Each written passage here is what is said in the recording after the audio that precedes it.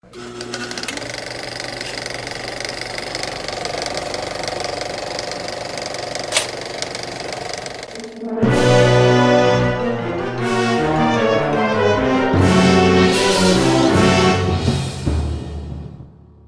have always been political satirists in most societies, with considerably more satire in democratic than in authoritarian regimes. Political satirists are generally placed in different categories, sometimes based on the writing styles of two Roman poets, Juvenalian, angry at corruption, and Horatian, amused with the shortcomings of mankind.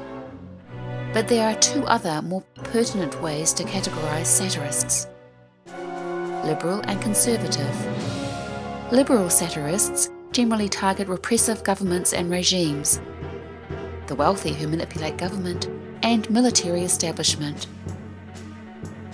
Conservatives' main target is the left, who they see as out of touch and naive. Chaplin's use of satire in The Great Dictator undermines the authority of a totalitarian rule with farce and slapstick. This is embedded in the narrative structure. We will look to highlight the use of satire in The Great Dictator and attempt to categorize this within one or more of the aforementioned categories. During the Second World War, many satirists in Britain and America were quick to join the fight by satirizing Hitler, the Nazis, and the Japanese. American cartoonists such as Theodore Geisel, better known as Dr. Seuss, drew demeaning renderings of all Japanese Americans as dangerous traitors and spies. The satire of the war did not end once the war did. Joseph Heller's novel Catch-22 satirized the American military for being bureaucratic and mocked the absurdity of life in the army. As Norman B. Podhoretz explained, there were no heroes in that war. There were only victims of a racket run by idiots, hustlers, and thieves. Adolf Hitler was born 4 days after Charlie Chaplin, and just as the latter was appearing on screens around the world as the Tramp, Hitler was homeless in Vienna. Chaplin's friend and fellow director Alexander Korda suggested the idea of parodying Hitler through mistaken identity due to Hitler and Chaplin's similar appearances. Chaplin could see Hitler as a deranged grotesque, even obscenely comic, and ripe for parody. Seeing the necessity of laughing at such a ludicrous, pathetic figure, of ridiculing his ideas, which were certainly vile and immoral. As Freud explained, by belittling and humbling our enemy, by scorning and ridiculing him, we indirectly obtain the pleasure of his defeat by the laughter of the third person, the inactive spectator. Chaplin was not the first to satirize Hitler in cinema. The Three Stooges had made a short film, You Nasty Spy, in 1940, which escaped the censors simply because shorts were not given as much scrutiny. German filmmaker Fritz Lang had made a film about a homicidal maniac leading a criminal gang from within an asylum called The Testament of Dr. Mabuse in 1933, which was banned by Goebbels. But it was The Great Dictator that was seen worldwide and had the most impact as a result. The Great Dictator was written, directed, produced, and featured original music by Chaplin, who had no option but to fund the film himself. Chaplin received a lot of pressure from others not to make the film, from not only the German government but from the British, who did not want to enrage Hitler during a time of political uncertainty. Chaplin had found himself within a minority in the US of opposing the rise of fascism in Europe. As Jessica Singer explains, most Americans still did not care much about what was going on in Europe and did not want to take sides between Hitler and those he persecuted. In a 1939 poll, 96% of Americans reported that they opposed entering the war. Chaplin ignored his opposition at home and overseas, carrying on with the project, which was completed as the war began. The film was released in 1940 and would become Chaplin's most successful film financially. The film was initially banned in countries such as Germany, Japan, Spain, Peru, and the city of Chicago, which had a large German immigrant population, which shows how the film itself was not just a criticism of Hitler and the Nazis, but of any authorization regime such as those that had arisen in Spain and some South American countries. This was Chaplin's first film to use a new technology of sound, which he had avoided, worried that his performances would be jeopardized if his iconic tramp would finally speak. But it is the manner in which he used the technology for his performance as Hinkle that is noteworthy. As Hannes says, he was able to get around the arbitrary and limited meaning which dialogue implies by screeching his vaudevillian German double talk of utter gibberish. The result is sound without defined meaning. In the film, Chaplin draws attention to the plight of the Jews living in Germany, with Chaplin later reflecting, "Had I known of the actual horrors of the German concentration camps, I could not have made The Great Dictator. I could not have made fun of the homicidal insanity of the Nazis."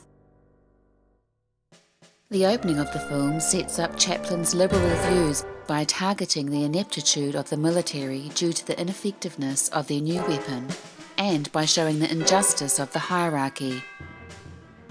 This is most clearly shown when the officers pass down the order to check the fuse from rank to rank until reaching the Jewish barber, who, realizing he is of the lowest ranking, carries out the dangerous task. This liberal viewpoint is constant throughout the film, with Chaplin displaying the fear that all should share of one figure controlling the world, best demonstrated in the floating globe sequence, which shows Hinkle's lust for power, which is sexual, aesthetic, romantic, tragic, demonic. The most evident display of Chaplin's liberal views is in the film's closing speech, where the Jewish barber speaks out for all men to unite and be equal. The speech has been interpreted by many as breaking the fourth wall, and that it is not the Jewish barber we see, or Charlie Chaplin.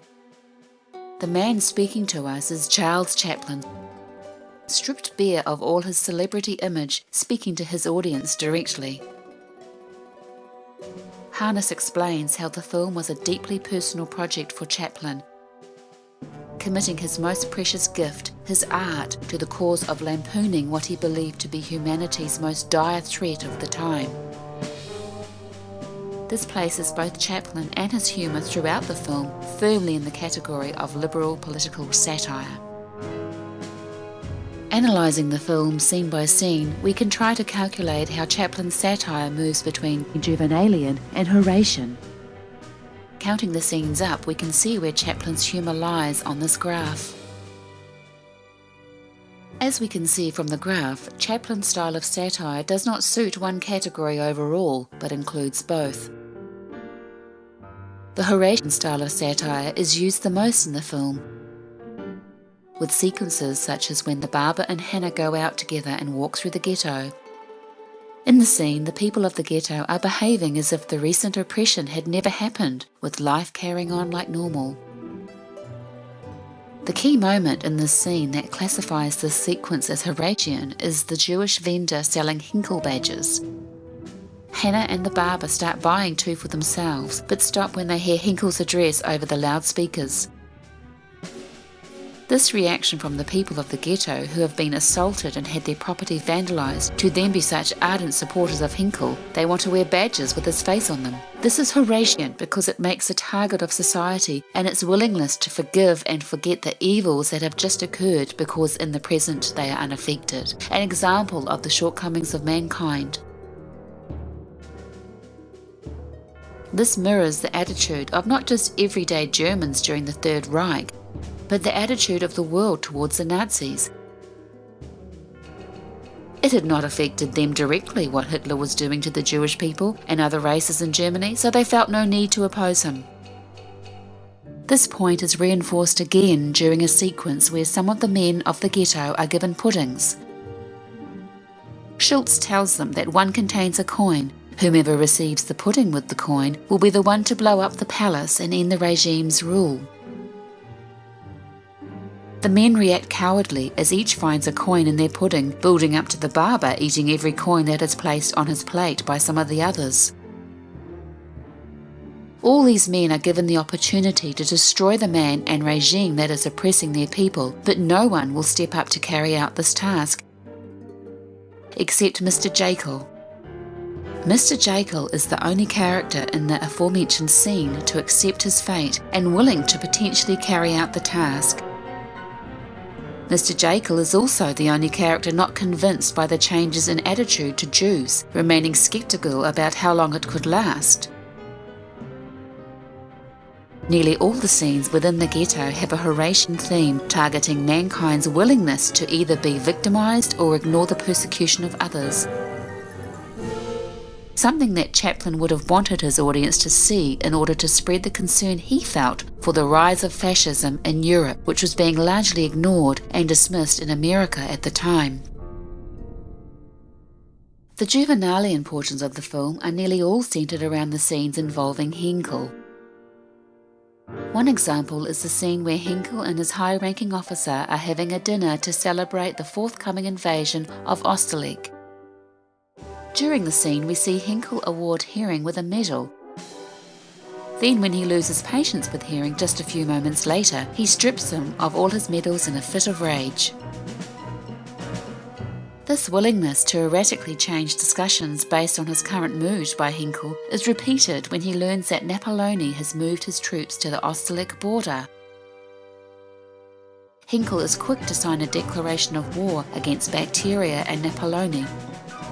But only a few moments later, after a phone call from Napoleon, Henkel tears up the declaration of war and states peace is declared. This behaviour fits within the category of Juvenalian because it is the emotional corruption of the one totalitarian leader that affects the lives of many.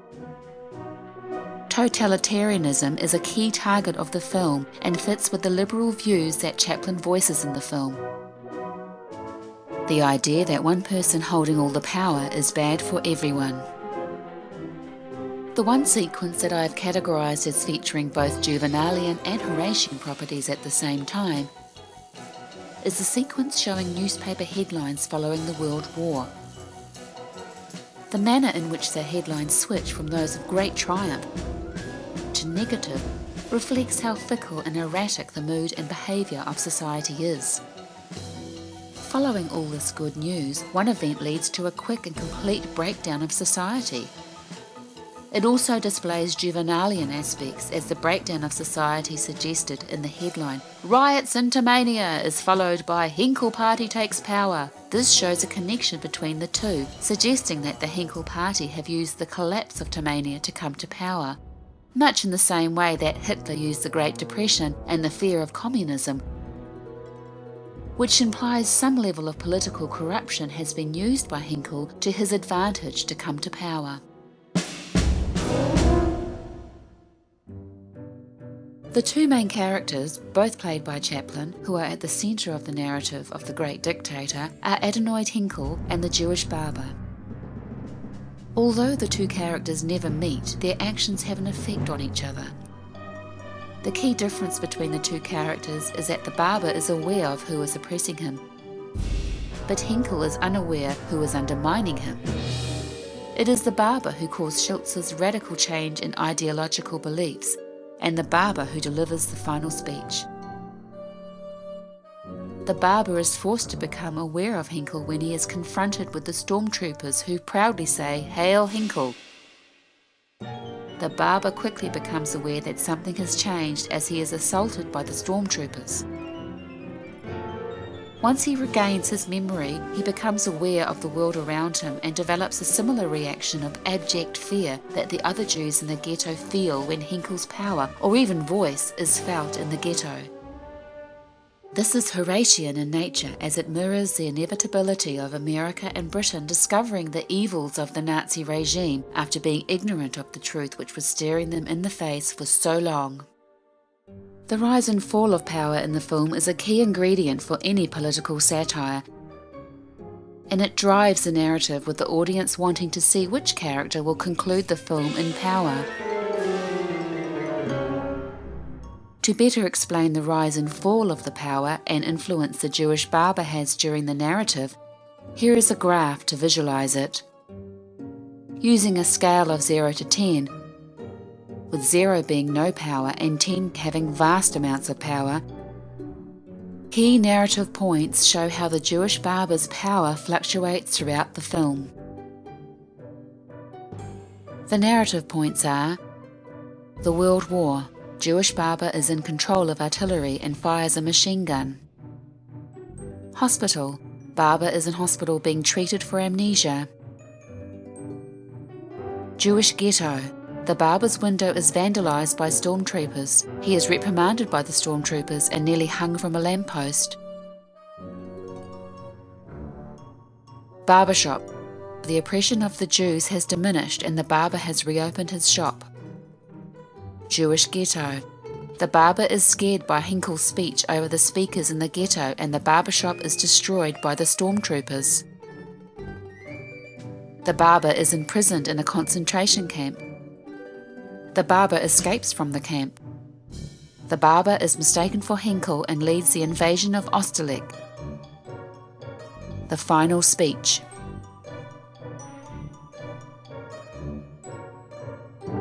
The two moments in the film in which the barber finds himself with the most power, 10 on the scale, is at the opening of the film where the barber is fighting in the war, and in the closing of the film where the barber is mistaken for Henkel and forced to make a speech. This is because it is during these two narrative moments the barber is in a position to kill and take a life in an arguably legitimate manner. Soldiers are encouraged to kill their enemy, and in a dictatorship the leader creates the laws of a country, so can justify murder in accordance to his own laws.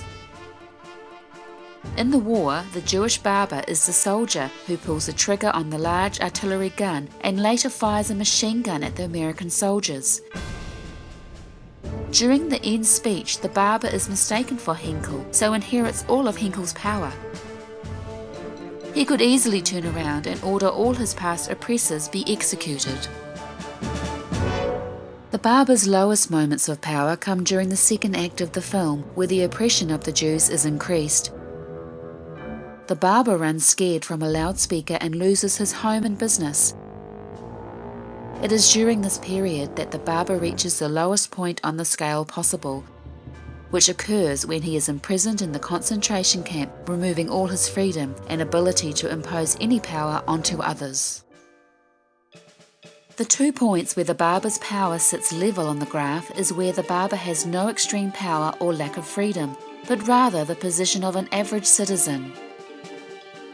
These moments occur when the barber is in the hospital. Thus he is unaffected by the politics of the outside world and when the civil liberties of the Jews are somewhat reinstated. The narrative structure of the film that shows this rise and fall of characters is used in a liberal and Juvenalian way. The manner in which the barber is the victim of Henkel is portrayed in a liberal way, showing the negatives of a totalitarian regime through its persecution of the Jews. The rise and fall of power is Juvenalian because it shows the fickle nature of mankind to blindly follow and lead. The Great Dictator is a film that is a liberal, Juvenalian, Horatian political satire. The film targets both society and its leaders at the same time. This duality is set up before we even see the film due to its title. The word great has 2 meanings, being all-powerful and being good. During the film we see both forms of dictator, the all-powerful Henkel and the good-natured barber who calls for world peace and love between all mankind. But what is most clear in the film is the utter spiritual contempt Chaplin holds for Hitler.